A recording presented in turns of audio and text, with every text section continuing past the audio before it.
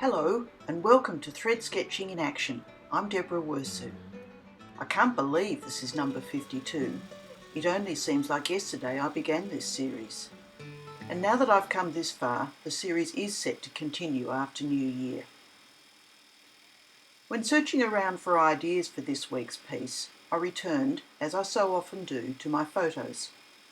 I have a number of photos taken in rural France, in Brittany, when I was there a couple of years ago.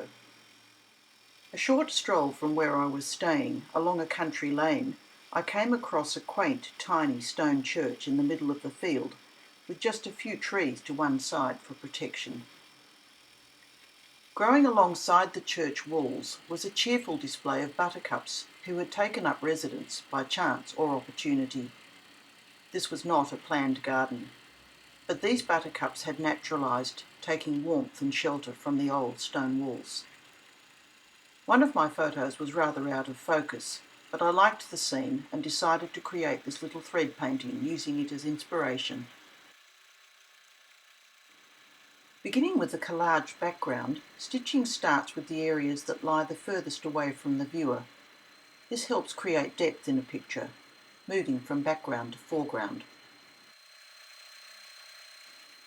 The stitching I'm doing here of the grasses and stems may look a little messy at this stage, but I did have a plan, as I wanted to emulate the breezy, ragged but cheerful appearance of the scene.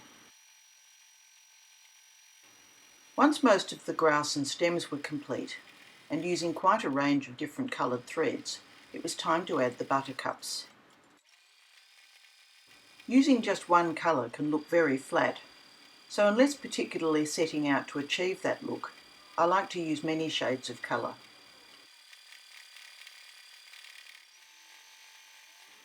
As you can imagine, a thread painting like this requires much stopping and starting, and many changes of thread.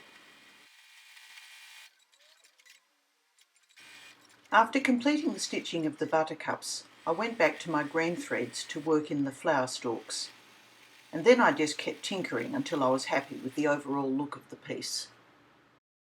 And instead of simply finishing the edges the way I have with other samples, I thought this piece would look nice in a little frame.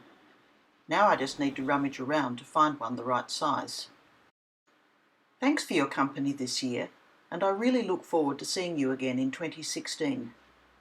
Please visit my website at deborahwirsu.com for more tips, tutorials, patterns and videos.